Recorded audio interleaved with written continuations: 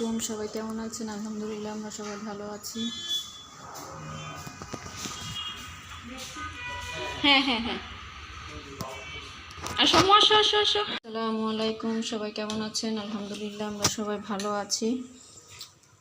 তো এই দেখেন, আজকে আমাদের গাছের করমজা গুলো আচার বানানো হবে, পাড়া হয়েছে।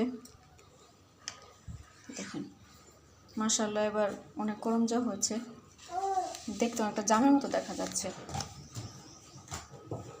পাকা সব এগুলো পাকা, এগুলো দিয়ে আচার বানানো হবে। দেখি কীভাবে আচার বানানো হয় সেটা আপনাদের সাথে শেয়ার করব। 2 রকমের আচার বানানো হবে, আমার মেয়ের জন্য আর আমাদের জন্য খাওয়ার জন্য।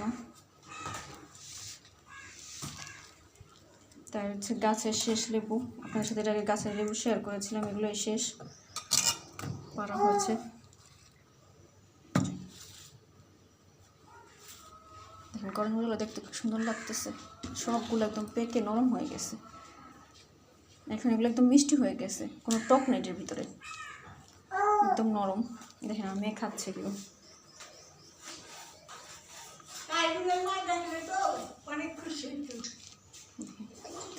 মাশাআল্লাহ অনেক হয়েছে, আলহামদুলিল্লাহ। এবার অনেক করমজা হয়েছে, তো আপনাদের সাথে শেয়ার করবো এগুলো কীভাবে আচার বানায়।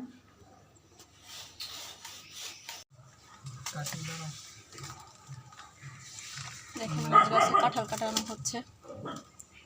রাস্তার যে পরিস্থিতি, তো বাবা অফিস থেকে এসে পড়েছে, রাস্তার অবস্থা অনেক খারাপ, এই জন্য চলে আসছে।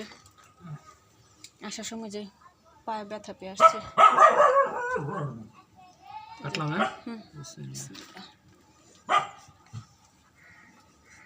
কোষ কীরকম কোষ, দেখেন কীরকম কোষ।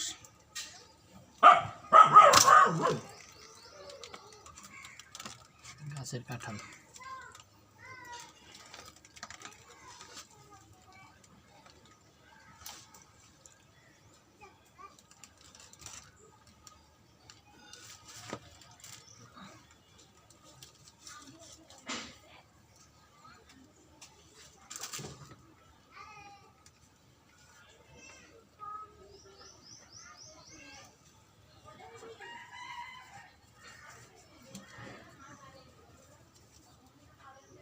ওটা বাইরে ছুঁলে ওয়ালের সাথে লেগে যাবে।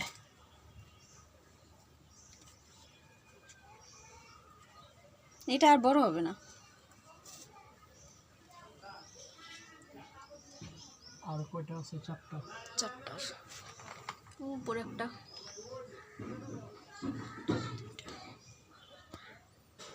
হয়ে গেছে। তোমরা এখন এগুলো নিয়ে উপরে চলে যাবো। নিতে পারবা এটা? হ্যাঁ পারবো।